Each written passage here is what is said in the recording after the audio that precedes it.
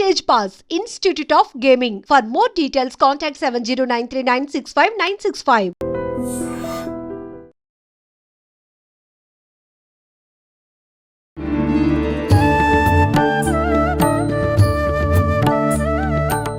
నమస్కారం, welcome to I dream. ధర్మ మార్గం కార్యక్రమానికి స్వాగతం. నేను మీ విజిత. ప్రస్తుతం మనతో పాటు ఉన్నారు శ్రీ విద్యా ఉపాసకులు. గత కొన్ని సంవత్సరాలుగా ఎంతో మందికి ఉపాసన శిక్షణ ఇచ్చిన వారు శ్రీ శ్రీ శ్రీ గురు కరుణామయ్య గారు. ఇప్పుడు గురుగారితో మాట్లాడి మరిన్ని విషయాలు తెలుసుకుందాం. నమస్కారం గురుగారు. శ్రీమాత్రే నమః. గురుగారు, శ్రావణ మాసం వచ్చింది అనగానే ఒక మంచి పండగ వాతావరణము, ఎక్కువగా మాసం అంతా కూడా శుభకార్యాలుకి పెట్టింది పేరుగా మాట్లాడుకుంటూ ఉంటాము. గృహప్రవేశాలు, పెళ్ళిళ్ళు, రకరకాల పండుగలు, పబ్బాలు, పర్వదినాలు, ఫుల్ బిజీ బిజీ బిజీ. అసలు ఆడవాళ్ళకి మామూలు హంగామా హడావిడి ఉండదు ఈ నెలంతా కూడా. మగవాళ్ళు పస్తులు ఖాళీ అవుతుంటాయి, ఆడవాళ్ళు బుట్టలు నిండిపోతుంటాయి పళ్ళతో. అదే శ్రావణ మాసం. అంతే అంటారా గురుగారు? అయితే వ్రతాలు, ముఖ్యంగా రకరకాల పూజలు, ఎన్నో రకాల ఆలయాలకు వెళ్ళడం, దర్శించుకోవడము, రకరకాలుగా చేస్తూ ఉంటారు. అసలు ఎందుకని ఈ మాసానికి ఇంత విశిష్టత అంటారు గురుగారు? ఒకటి, బాగా ఎండలు కాసి ఒక్క తొలకరి జల్లు పెడితే హాయిగా ఉంటుంది. అవును. బాగా ఆకలేసి మంచి పంచపక్ష పరిమాణాలతో భోజనం పెడితే హాయిగా ఉంటుంది. ప్రాపంచికం. ఆధ్యాత్మికంగా చూస్తే దీని ముందు వచ్చే మాసం శూన్యమాసం. అది డ్రైగా ఉంటుంది. శివరాత్రి తర్వాత పెద్ద బిజీ ఉండదు మనకి. ఒక ఉగాది వస్తుంది మధ్యలో, అది ఒక రోజే. మధ్య మధ్యలో ఏం పెద్దగా రావు. శ్రీరామనవమికి వస్తుంది, అక్కడక్కడే వస్తాయి. కానీ శ్రావణ మాసంలాగా ప్రతి మంగళవారం పూజే, శుక్రవారం పూజే.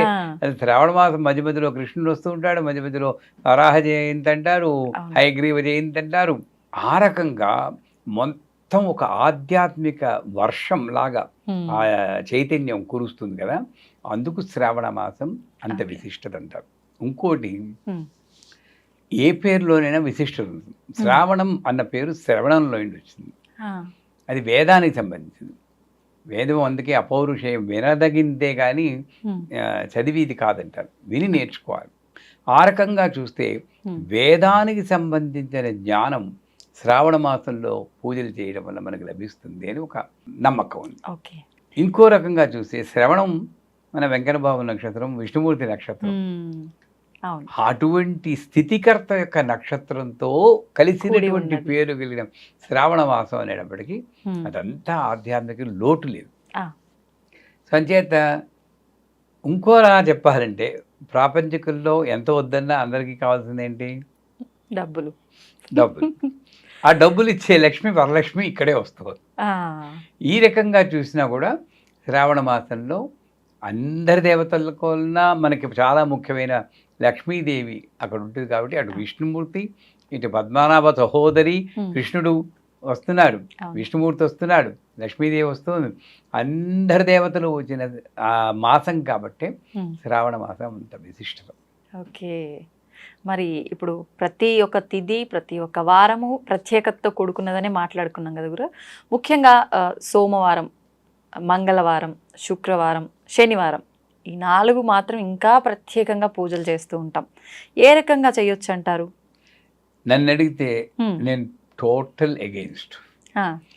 ఏ రోజు భగవన్నామని చెప్పుకుంటావో ఆ రోజు అంతా కూడా విశిష్టతే.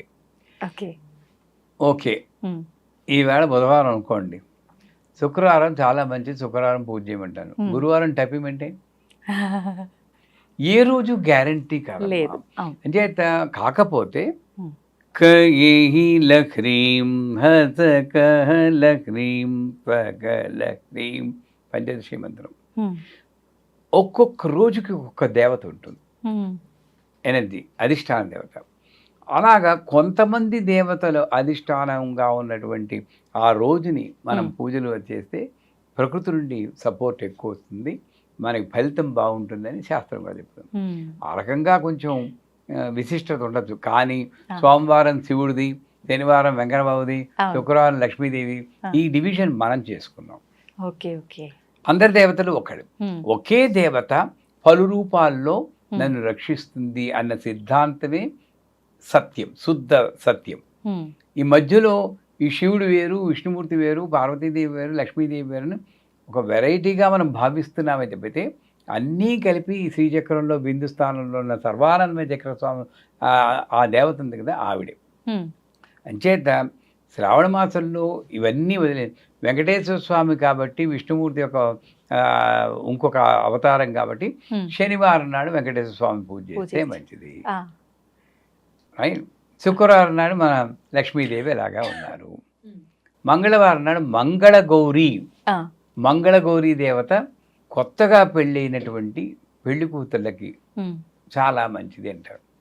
నిజానికి చెప్పాలంటే గౌరీ పూజని పెళ్లిళ్ళలో చేస్తూ ఉంటారు. అవును గురుగారు. నమ్మకం ఉందా? ముహూర్తానికి ముందు అమ్మాయిని కొంతమంది బుట్టలో కూర్చోబెట్టి తెస్తూ ఉంటారు. మా పద్ధతుల్లో చేస్తాం.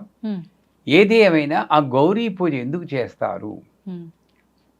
దంపత్ అభివృద్ధ్యర్థం అనే మంత్రతో కంకణం కడతారు తోరం అమ్మాయికి. ఆ గౌరీ సంసారాన్ని రక్షిస్తుంది, ఆ శక్తి ఇస్తుంది.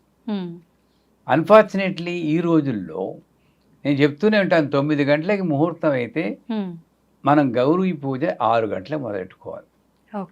ఒక గంట చెయ్యాలి. లలితా సహస్రనామం చదవాలి. అందరు ముత్తైదువుల్ని పిలవాలి. వాళ్ళందరూ కలిపి ఆ పూజలో పాల్గొని ఆ అమ్మాయికి బొట్టు పెడితే వీళ్ళ సౌభాగ్యం అంతా కలిపి ఆ బలం, సౌభాగ్య బలం, మాంగళ్య బలం అంటారు, ఆ మాంగళ్యానికి బలం చేకూరుతుంది. అంత ట్రెడిషనల్ వాల్యూతో కూడినటువంటి గౌరీ పూజని మన వాళ్ళు ముహూర్తానికి అరగంట ముందు మొదలెట్టి ఏదో తూతూ మంత్రాలతో కానిచ్చేసి పద పద పద పద అని తీసుకెళ్తారు హడావుడిగా.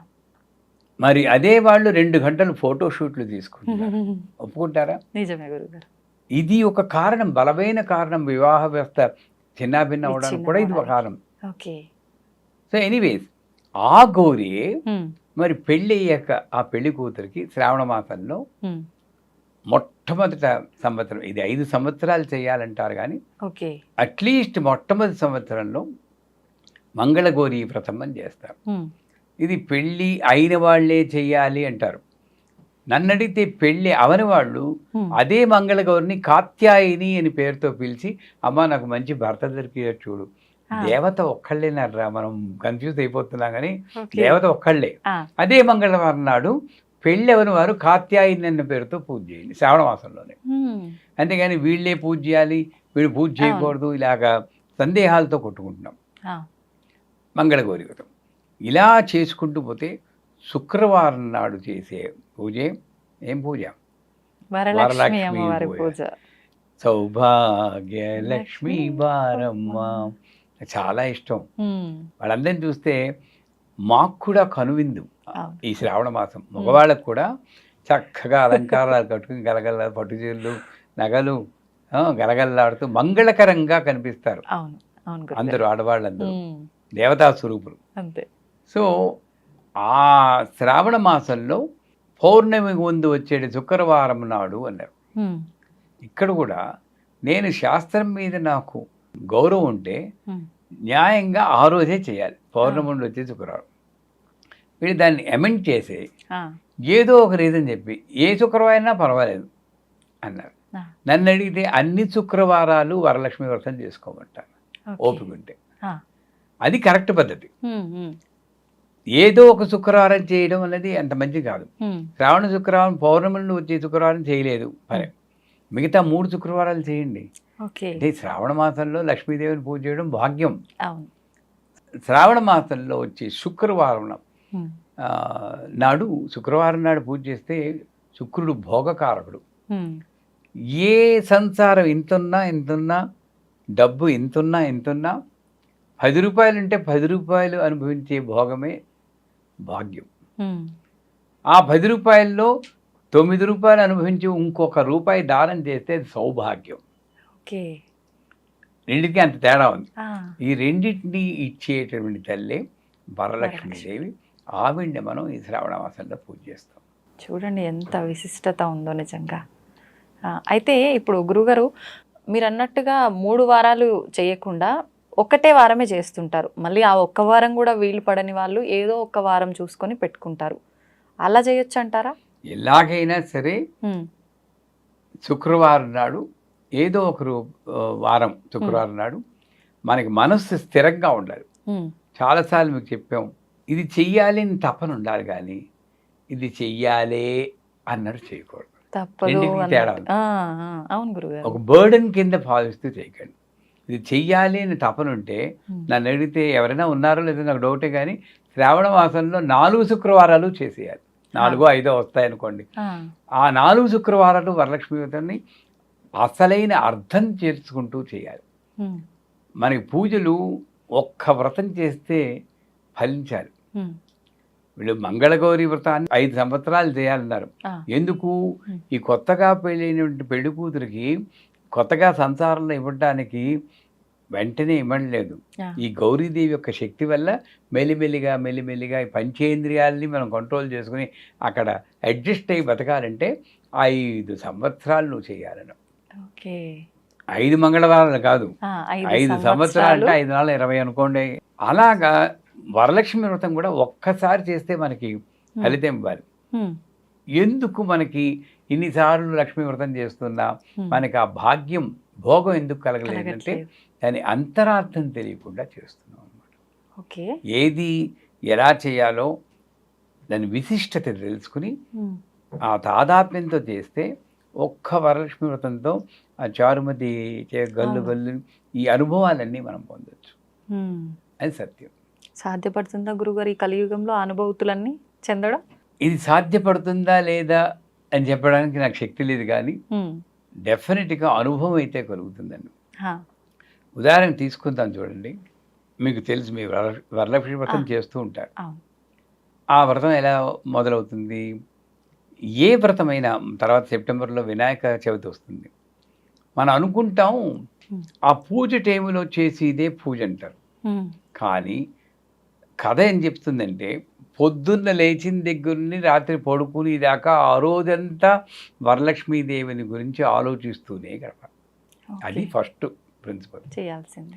సో ఆడవాళ్ళందరూ కూడా వరలక్ష్మి వ్రతం చేయాలంటే పొద్దున్నే లేవగానే మంచం మీదే ఓం శ్రీం హ్రీం శ్రీం కమలే కమలాలయే అని మంత్రం కానీ, లేదా లక్ష్మీ క్షేత్రముద్రాంతనయం శ్లోకం కానీ, హ్రీం మహాలక్ష్మి అయిన మంత్రం కానీ, పళ్ళు కూడా తోకోడు, ఆ మంచం మీద చెప్పాలి. అవునా గురుగారు? భయమేస్తుందా? పళ్ళు అమ్మవారి ఆధ్యాత్మిక మార్గంలో వెళ్ళాలి, పూజల్లో పాల్గొనాలి అని అంటే ఖచ్చితంగా మనం శుభ్రంగా ఉండాలి. ఒక ఎగ్జాంపుల్ చెప్తాను. మీరు ఇన్ని భక్తి కార్యక్రమాలు అందరికీ చెప్పిస్తున్నారు, సంఘంలో ఎంతో కొంత మార్పు తెస్తున్నారు. సో విజిత అంటే ఆ లక్ష్మీదేవికి చాలా ప్రేమ వచ్చేసింది. మీరు రేపు పడుకుంటారు, ఇలా పడుకోగానే రేపు పొద్దున్నే శ్రావణ మాసంలో తడుతుంది, అమ్మ విజిత నేనే లక్ష్మీదేవిని నేను అనుగ్రహించడానికి వచ్చాను. ఇప్పుడు ఎక్స్క్యూజ్ మీ పడుదోకుని వస్తానంటారా? చెప్పండి. అస్సలు మరి పడుదోకునండి, ఈ లోపల ఆవిడ పోతుంది. మరి అదే మరి అప్పుడు లేని లాజిక్ ఇప్పుడు ఎందుకు వచ్చింది మీకు? అమ్మో, అప్పుడు అమ్మవారిని ఎలా కాదంటాం గురుగారు ముందు ప్రత్యేక. ఎందుకంటే ఇక్కడ లేదని మీకు చాలా నమ్మకం కాబట్టి తీరుబడిగా పడుకోవుతున్నాం అంతే. అక్కడ అమ్మ వచ్చేసింది నమ్మకం ఉంది కాబట్టి పడుదోకు కూడా నేను చెప్పగలను. ఓకే, ఇక్కడ తోవడం కాదు, ఇక్కడ తెలవాలి. అంటే అక్కడే చెప్పేసి స్నానపు గదిలో కూడా అమ్మవారి శ్లోకాలు చెప్పుకుంటూ ఓం నమో భగవతే వాసుదేవాయ. ఏ పతివ్రతకైనా భర్త పేరు చెప్తే ఇంకా పొలగించిపోతుంది, లక్ష్మీదేవి వాసుదేవుడి పేరు చెప్తే ఇంకా పొలగించిపోతుంది. అదే ఓం నమో భగవతే వాసుదేవాయ మంత్రంతో స్నానం చేయండి. మీ వరలక్ష్మి వ్రతం స్టార్ట్ అయిపోయింది, అప్పుడే మంచం మీద అయిపోయింది, ఇదైపోయింది. తర్వాత పూజ గదికి వస్తారు. ఈ వంట వండుతున్న ప్రసాదాలు 9 నైవేద్యాలు చేస్తారా, 1 నైవేద్యం చేస్తారా, అది కూడా నేను డిబేట్లోకి వెళ్ళను. వాళ్ళు 9 నైవేద్యాలు చేయాలి, ఇన్ని నైవేద్యాలు చేయాలంటారు. ఎందుకంటారు? నేను ఇంతే నైవేద్యం చేస్తే ఆ నైవేద్యం కాస్త నేను తినేస్తాను, ఇంకోటి పంతను. నేను 9 నైవేద్యాలు ఇంత చేస్తే 10 మందికి పంచడం కోసమే, అందరికీ పంచిదే మహానైవేద్యం. నేను ఒక్కడిని తింటే అది నైవేద్యం. ఇంత తేడా ఉంది. మహానైవేద్యం అంటే ఇది కాదు. సో నా శక్త్యానుసారం పిండి వంటలు చేసుకుని అన్ని నీ స్వీట్లు నేను తింటే ఏమవుతుంది? నాలాగా డయాబెటిక్ వస్తుంది నాకు వచ్చినట్టు. నేనే పంచాలి. అక్కడ కూడా భేదభావం లేకుండా ఇంట్లో పని చేసే పని మనిషికి కూడా నేను పంచగలగాలి. పంచని వాళ్ళు చాలామంది ఉన్నారు. మామూలు పట్టు చీర కట్టుకునే వాళ్ళకే పంచుతారు, మిగతా వాళ్ళు పనికిరారు వాళ్ళకి. ఇది చాలా తప్పు. సో వంటగదిలో వంట చేస్తున్నంతసేపు కూడా ఇందాక ఒకసారి చెప్పుకున్న విగ్రహాలన్నీ గదుల్లోనూ పెట్టుకొని మా జ్ఞాపకం ఉందా ఓ రోజు చెప్పుకున్నాం. అవునవును. అలాగా ఆ విగ్రహం అన్నపూర్ణమ్మ అక్కడ ఉంటుంది కాబట్టి అక్కడ కూడా అన్నపూర్ణమ్మలో లక్ష్మీదేవిని చూస్తూ ఏదో ఒక శ్లోకం లక్ష్మీ అష్టోత్తరం కానీ లక్ష్మీ సూక్తం కానీ చెప్పుకుంటూ కానీ మీకు రాదు యూట్యూబ్లో పెట్టేసేయండి, ఆడియో పెట్టండి, అది వింటూ కలిగి పెట్టండి, భగవన్నామం చెప్తూ కలిగి పెడితే అది అమృతం అవుతుంది. అది నిజమైన నైవేద్యం. బా చాలా టైం అయిపోయింది, వరలక్ష్మి వ్రతం ఇంకా ఎప్పుడు అవుతుందో ఏమిటో, మళ్ళీ నేను షూట్కి వెళ్ళిపోవాలి అనుకుంటూ చేస్తే ఆ చక్కెర పొంగల్లో ఎక్కడ మిమ్మల్ని అంటలేదు అంటే ఆ చక్కెర పొంగల్లో ఎక్కడ నైవేద్యం, అది ఎనర్జీ ఎక్కడ ఉంటుంది ఆ రోజంతా కూడా అనమాట. అందుకే వాళ్ళు క్లియర్గా చెప్పాడు ఆ రోజంతా కూడా లక్ష్మీదేవిని గురించి ఆలోచిస్తూ ఉండాలి. అయిపోయింది. పూజ గదికి వస్తారు. పూజ గదికి వచ్చాక అక్కడ ప్రతి అంశము కూడా చాలా ముఖ్యం. పీఠం ఏర్పరచాలన్నారు. ఆ ఠా తీసేస్తున్నాం, పేట వేస్తున్నాం. అక్కడ ఠా అని ఎందుకు పెట్టాడంటే ఠా అంటే సంస్కృతంలో నిలువు అని అర్థం. విఠల్ అన్న పదం ఎలా వచ్చిందంటే ఈంటి పెలిస్తే టల్ టల్ ఒక ఇటుక వేసి అక్కడ నిలబెట్టాడు. కాళ్ళు పడుతున్నాను అమ్మవారికి, అమ్మా నాన్నకి నిల్చొని ఆయన ఇది పట్టేకి వస్తా అన్నాడు. అంత గొప్పవాడు నామదేవ్. అదే ఈంటి ప్లస్ టల్ దాని మీద నిలుస్తున్నాడు ఎవరు? కృష్ణుడు. అంచేత విఠల్ అయింది అది. అంటే ఠ అంటే అక్కడ పీఠం స్థిరంగా. ఎప్పుడు పీఠం అవుతుంది? మీరు వేసేది పీట వేసినా హ్రీం మహాలక్ష్మే నమః, హ్రీం మహాలక్ష్మే నమః, హ్రీం మహాలక్ష్మే నమః ఆ చిన్న మంత్రం చదువుగా. అది చెప్తే వెంటనే నాకు కమెంట్లో వస్తాయి, హ్రీంకారం నేను చెప్పచ్చా అండి? చెప్పచ్చా గురుగారు? ఇంకోళ్ళు నేను తిట్టచ్చా అండి అని ఎవరు ఎందుకు అడగండి? మంచి చేయమంటే అది చెప్పచ్చా అండి అంటారు. ఇంకోళ్ళని తిట్టచ్చా అండి ఎందుకు ఎవరు?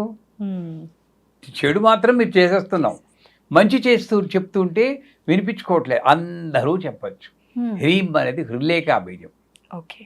అంటే ప్రతి ఒక్కళ్ళు హ్రీం మహాలక్ష్మి అని అనుకుంటూ ఆ పీట వేయండి. దాని మీద ఒక గట్టి అంచుగల వస్త్రాన్ని పరచాలంటారు. అక్కడ కూడా స్పెసిఫికేషన్ చెప్తారు. గట్టి అంచు అంటే నమ్మకం, మొక్కవోని నమ్మకం. అంతేగాని ఇన్ని సంవత్సరాలు చేస్తున్నాను అయినా ఏమీ రావట్లేదు అనుకుంటూ నీరసపడుతూ కొంతమంది మన క్వశ్చన్లోనే వస్తుంటుంది. అది గట్టెంచే, అసలు అంచేలేదు, పోగులే లేవు దానికి. గట్టెంచి అంటే భగవంతుడి మీద ఉన్న నమ్మకం. ఈ మాత్రం భాగ్యం ఇచ్చింది. ఎంతమందికి దొరుకుతుంది పూజ చేసుకుని భాగ్యం? తర్వాత కండిషన్ పెడతాడు, ఆ వస్త్రం కనబడకుండా అంత బియ్యం పోయాలి. అంటే ఏమిటి? వస్త్రం మాయ అయితే మాయని కప్పేసే భక్తి నాకుండా ఒక్కొక్క బియ్యపు గింజ, ఒక్కొక్క భక్తి బియ్యం. అక్కడ కూడా మన వాళ్ళు కొంతమంది ఉద్దండులు అది ఇంకోటికి ఇచ్చేది కానీ రేషన్ బియ్యం వేసుకుంటారు. అవునా? మనం తినడానికి బాసుమతి, పక్క వాళ్ళకి రేషన్. తప్పేనా? ఇంకా వరలక్ష్మి ఏముంటుంది? అక్కడికి ఉన్నది కలశమే, ఏమీ లేదు అక్కడ. అంటే మంచి బియ్యం పోసి ఆ వస్త్రం కనబడకుండా అంత భక్తిగా ఒక్కొక్క బీజంతో ఒక్కొక్క మంత్రం చెప్తున్నట్టు అంత అన్నిసార్లు చెప్పుకుంటాం. అయిపోయింది. మధ్యలో కలశం పెట్టాలి. ఎక్కడ చెప్పుకున్నా తెలియదు. కలశము అంటే అక్కడ పెట్టి ఇది కథలో చెప్తాడు. కలశము బంగారముతో కానీ, వెండితో కానీ, ఇత్తడి లేక రాగితో కానీ, తుదకు మట్టితో కానీ చేసి పెట్టాలి. లోభత్వం పనికిరాదు అంటారు. అంటే ఏమిటి? కలశం ఇక్కడ పెట్టిది కాదు, ఇదే కలశం. కలశస్య ముఖే విష్ణు, కంఠే రుద్ర సమాధిత, మూలే తత్రతో బ్రహ్మ, మధ్యే మాతృగణాసుత, కుక్షౌతు సాగరా సర్వే, సప్తద్వీపా వసుంధర. 7 చక్రాలు ఇక్కడ ఉన్నది, 7 సముద్రాలు. అందుకే కలశంలో నీళ్లు పోయాలి. బియ్యం వేస్తుంటారు. ఈ కలశమే మనం, శరీరం. ఆ శరీరంలో ఉన్న ప్రాణశక్తే నీళ్లు. నీళ్లుంటే సరిపోతుందా? అందుకే ఒకసారి ఎక్కడో ఆధ్యాత్మికంలో పెద్ద ఆయన అంటారు, నడిచే శవాలు, పెద్ద అంటే శంకరాచార్య, చంద్రశేఖర సరస్వతి, నడిచే శవాల్లా ఉండకూడదు, శివాల్లా ఉండాలని. ప్రాణం మాత్రం ఉంటే నడిచే శవం, అవును. అందువల్ల దాంట్లో ఉండాల్సిన గంధ పుష్ప అక్షతలు వేయమన్నాడు.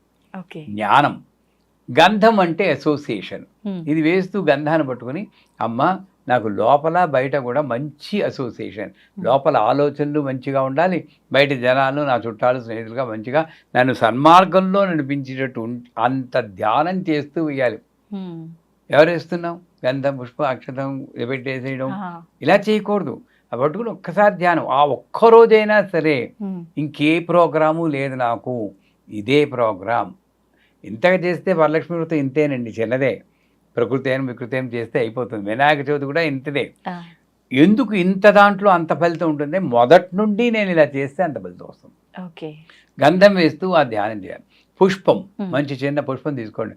అమ్మ నా హృదయం కూడా విశాల హృదయం ఉండేటట్టు అనుగ్రహించు తల్లి, నేరో మైండ్ మొగ్గలా కాదు అని చెప్పి అలా తలుచుకుని విశాల హృదయంతో దాన్ని వేస్తారు. అక్షతలు నడుము విరక్కూడదంటారు. అక్షతలకి విరిగిన నూకలా వేస్తుంటారు కొంతమంది, రవ్వలాగా. అసలు విరక్కూడదు. అందుకే బాస్మతి రైస్ని తీసుకుని కొంచెం పసుపు కలిపి ఒక చుక్క నెయ్యి వేసి దాంతో అక్షతలు చేసుకోవాలి. నీళ్లు కలిపి చేస్తే అది మెత్తబడిపోయి విరిగిపోతుంది. అవును గురుగారు. విరిగితే దాని క్షతము కానిది అక్షత అంటే విరగంది. ఓకే. విరగంది అని చెప్తే నేను విరిగిన రవ్వ వేస్తే ఉపయోగం ఉంది. ఆ అక్షతలు పట్టుకుని అంటే మొక్కవోని సంకల్పం అంటారు. అమ్మవారు నన్ను రక్షిస్తుంది, నాకు భాగ్యం ఇచ్చింది, ఇస్తుంది కూడా అని చెప్పి అది ఈ 3 వేసాక పంచ పల్లవములు పెట్టమంటారు. 5 ఆకులు. దానికి డిస్క్రిప్షన్ రావి, మర్రి, వేప, మామిడి అంటారు. అవన్నీ వెళ్ళొద్దు మనం. ఎప్పుడు దొరికి 5 మామిడి ఆకులు కానీ 5 తమలపాకులు కానీ తిరగేసి పెట్టాలి ఆ కోసం పైకి వచ్చేటట్టు. అదే 5 ఇంద్రియాలకు సంకేతం. కూడా మనమే అక్కడికి వస్తున్నాం. ఇక్కడ ఉన్నదే దేహము, ప్రాణము, వాసనలు, ఆధ్యాత్మిక వాసనలు, ఇంద్రియములు వచ్చాయి. దీని మీద ఒక కొబ్బరికాయని పెట్టాలి. ఇక్కడ కూడా పీచు తీసేయాలా, పీచు ఉంచాలా, రెండూ కరెక్టే. పీచు తీసేది కరెక్టే, పీచు తీయకపోవడం కరెక్టే. నేను పీచు తీయను, కానీ తీసేవాడు తీస్తే 3 కన్నులు కనబడతాయి. ఆ కళ్ళు కనబడడం కోసం తీస్తారు వాళ్ళు.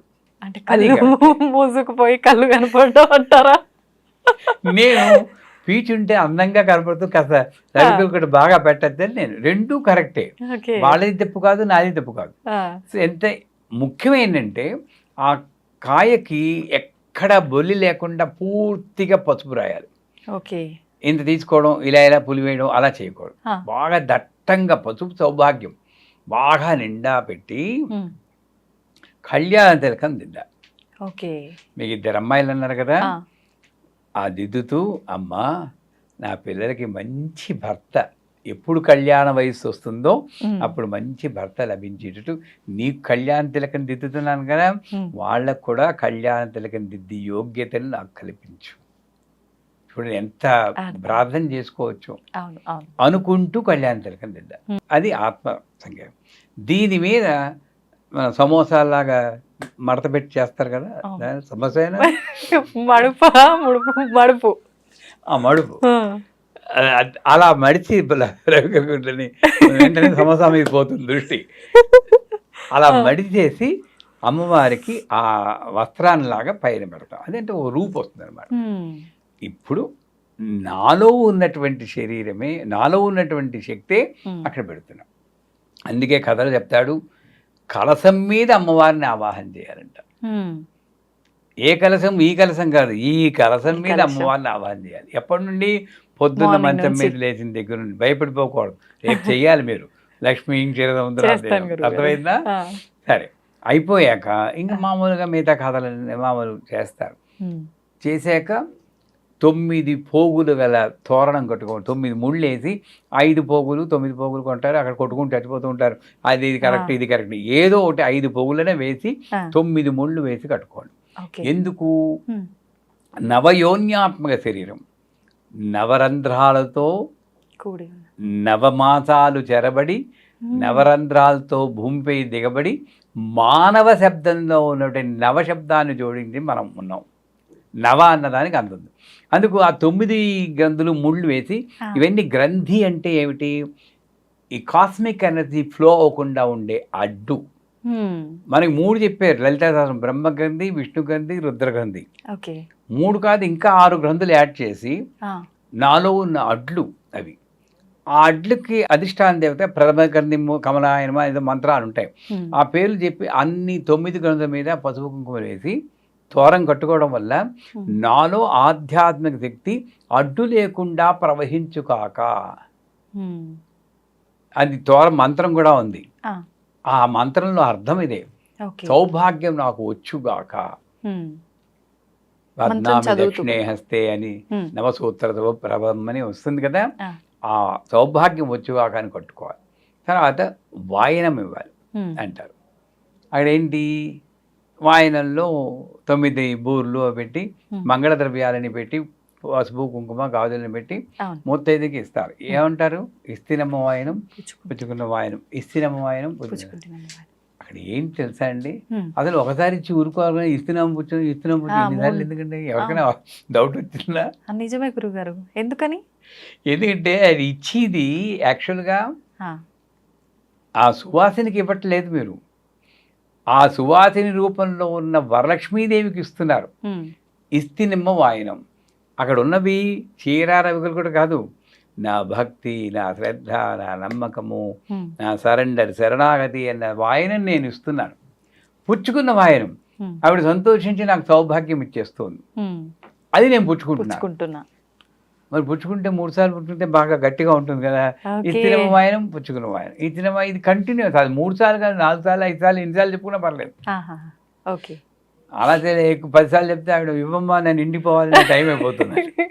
అదే ఒక మినిమం 3 సార్లు చెప్పుకున్న తర్వాత పూజ చేసిన బ్రాహ్మణుడికి యథాశక్తి దక్షిణలు ఇచ్చి సంస్కరించాలంటారు. అది ఆచారం. పోతే కథకు వస్తే, కథ మన వాళ్ళు తెలిసిన కథ అని గడగడగడగడగడా చదివేస్తారు. దాంట్లో ముఖ్యమైన వాక్యాలు మర్చిపోతున్నాము. ఏంటవి గురుగారు? ఆవిడ పేరే ముఖ్యం. ఫస్ట్ చారుమతి. చారు అంటే ఏంటి? 4 అదొకటి. చారు అనేది పైనాపిల్ చారు, మిరియాల చారు అది కాదు. చారు అంటే సంస్కృతంలో అందమైన అని అర్థం. చారు హసన్, చారు హాస, ఆ పేర్లు మంచిగా నవ్వివాడని. చారు హసన్. చారుమతి అందమైన బుద్ధి కలది. అంటే హీరోయిన్కి అందమైన బుద్ధి ఉంది, ముందే చెప్పేస్తున్నారు క్యారెక్టర్ని అంతా. అందమైన బుద్ధి ఎలా ఉంటుందో వర్ణిస్తాడు. ఇది ముఖ్యం వరలక్ష్మి వ్రతం. ఇది కానీ అనకూడదు. కానీ 9 రకాల నైవేద్యాలు చేసేయచ్చు మీరందరూ, 21 చేసేస్తారు, వాయనాలు ఇమ్మంటే ఇస్తారు. ఈ ఒక్క లైను పాటించడానికి ఇంకో జన్మ ఎత్తాలి, శ్రమించాలి అలా అందుకు. ఎందుకంటే చారుమతి దేవి ఉదయాన్నే నిద్రలేచి, అదే కష్టం మనకి, సూర్యుడు రావడానికి ముందే లేవాలి. గయ్యాళిగాక మితముగా సంభాషించు, ఇది కూడా కష్టం, ఇంకా కష్టం వస్తుంది. పెనిమిట్ని అత్తమామలను దైవముగా భావించి, అంతే ఇంకైపోయింది. ఇంక వరలక్ష్మి వ్రతం చేయడం ఇంపాసిబుల్. చేయకుండా ఏం లేదు, మేమెందుకు చూస్తాం. అలాగే ఇదే మెయిన్. భర్తను అత్తమామలను దైవంగా ఆ ఒక్కరోజైనా భావించంటారా బాబు. మా అమ్మగారు ఇప్పటికీ నేను గుర్తుంది, 3:30కి లేచి మా నాన్నగారి కళ్ళకి అద్దుకుని మంగళసూత్రం తీసుకుని ఇలా అద్దుకుని అప్పటి నుండి మొదలెడుతుంది అనమాట స్తోత్రాలు. ఈ రోజుల్లో అలా చేసేవాళ్ళు లేరు. ఇది సరెండరా బానిసత్వమా అలా ఆలోచించకూడదు. స్త్రీలో ఉన్న గొప్పతనం అది. వాడు ఎలాంటి వాడైనా సరే తల్లి హృదయం ఎలా ఉంటుందో అలాగ సరెండర్ అయ్యేదే నిజమైన స్త్రీ. అలాంటి స్త్రీలు రుద్రం చదవక్కర్లేదు, పురుష సూక్తం చదవక్కర్లేదు. ఆ చదవక్కర్లేని దాన్ని మార్చి మన వాళ్ళు చదవకూడదు అని పెట్టి అసలే ఎవరికి కావాలో అవసరం అక్కడే వాళ్ళని చదవనీయకుండా చేస్తారు. ఇక్కడ లోపం. అంచేత గయ్యాళిగాక మితంగా సంభావించు భర్తను పెనిమిటిని అత్తమామను దైవంగా భావించి వాళ్ళు నమస్కరించి, ఇంత మంచిగా ఉంటే ఎవరికి నచ్చదండి. ఆవిడ కాళ్ళలోకి వచ్చేస్తుంది, నేను నిన్ను అనుగ్రహిస్తాను అలా చెప్పేస్తుంది. అక్కడ ఇంకోటి, తనకొచ్చిన కల్ని ముందు భర్తకి అత్తమామకి చెప్పి వాళ్ళ అనుమతి తీసుకుని వచ్చిన స్నేహితులకి చెప్తుంది, చెలికెత్తలకి చెప్తుంది. అంటే స్వార్థం లేదు అక్కడ. నేను ఒక్కదానే, మనకి ఇప్పుడు ఏదైనా వచ్చిందనుకోండి ముందు మనం వెళ్ళిపోయి, ఆ స్వార్థం లేదు. చెలికెత్తలు చేస్తారు, సరే పూజ చేస్తారు అందరూ. అక్కడ కూడా పౌర్ణమికి ముందు వచ్చే శ్రావణ శుక్రవారం ఎప్పుడు వచ్చినా అని ఆతురతతో ఎదురు చూస్తున్నారు. వాళ్ళు ఉత్సాహంతో ఎదురు చూస్తారు, మనం బెంగతో ఎదురు చూస్తాం. ఏవి ఎలా చేస్తానో ఏమిటో ఇంతమంది చేశాను అనుకుంటాం. బెంగతో కూడా ఉత్సాహంతో ఎదురు చూశారు. ఈ క్యారెక్టర్స్ అన్నీ నాలో రావాలి. నాలో అంటే పూజ చేసే వాళ్ళు ఉన్నప్పుడు అంత తాదాత్మ్యంగా చేస్తే, అలాగే ఒక పుష్పం తీసుకుని ఐం హ్రీం శ్రీం ప్రకృత్యే నమః శ్రీం ఐం హ్రీం శ్రీం విద్యాయ నమః శ్రీ ఇలా వెయ్యాలి. ఇంకా మీకు ఓపిక ఉంటే ఓం శ్రీం హ్రీం శ్రీం కమలే కమలాలయే ప్రసీద ప్రసీద శ్రీం హ్రీం శ్రీం ఓం మహాలక్ష్మి అయిన మంత్రం, ఆ మంత్రాన్ని ముందు వెనక పెట్టి అష్టోత్తరం చేయండి. లక్ష్మీదేవి ఇంట్లో కూర్చుంటుంది స్థిరంగా. అంత గొప్ప. కనీసం ఐం హ్రీం శ్రీం ప్రకృతి అంత నెమ్మదిగా పుష్పం వేస్తూ చేయాలి. ఒక ప్రదక్షిణ చేయగానే కాలికి గల్లు గల్లు అని శబ్దం ఏర్పడుతుందంట. మనకి ఎందుకు గల్లు గల్లు శబ్దం రాదు, కేళ నొప్పులు వస్తున్నాయంటే మనకి అంతరార్థం గ్రహించటం లేదు, లిటరల్ మీనింగ్ తీసుకుంటున్నాం. వాళ్ళకి వచ్చేయ అంటే అది కాలంలో ఆకు జరిగింది, అది వేరే విషయం. మన ఎసెన్స్ తీసుకుంటే ప్రదక్షిణానికి మంత్రం ఏంటి? ఆత్మ ప్రదక్షిణ త్రయ నమస్కారాన్ని సమర్పయాం. అంటే 3 సార్లు ఆత్మ ప్రదక్షిణ చేయాలి. గిరగిరా ఇలా తిరగడం కాదు. ఇక్కడ నుండి పైకి కుండలిని శక్తి మూలాధారం శాస్త్రానికి వెళ్ళి మళ్ళీ మూలాధారానికి వస్తే ఒక ప్రదక్షిణ. అంటే నిజంగా యోగ మార్గంలో నన్ను నేను పరిశీలిస్తూ నేను నడిచి జీవన దారి సరిగ్గా ఉండాలి అనేది ఆత్మ విచక్షణ, సెల్ఫ్ ఎవాల్యుయేషన్ అది చేసుకోవాలి. అది మొదటి ప్రయోగం. అలా చేస్తే గల్లు గల్లు గజ్జలు కాదు, ఇదేముంది రేపు పొద్దున పారేస్తాం. ఇది అనాహత అనుసంధానం కరిష్యే అంట. లోపల ఉన్న అనాహత శబ్దం వినిపిస్తుంది, ఓంకారం లాగా. అంత హై లెవెల్ ఇప్పటికీ ఉంటుంది. ప్రాణఘోష అని మనకి వినబట్టం లేదు, ఆ శబ్దం వినబడింది. ఇకపోతే 2వ ప్రదక్షిణ చేస్తారు. ఒంటినింత దగాయమైన ఆభరణాలు వస్తాయంట. మనం చూసుకుంటే ఏముండవు అక్కడ. ఏంటి ఆభరణం? ఆభ అంటే కాంతి. సో మన అంగాలు ఏ పని ఏది చేయాలో అది చేస్తే అది ఆభరణం కిందే లెక్క.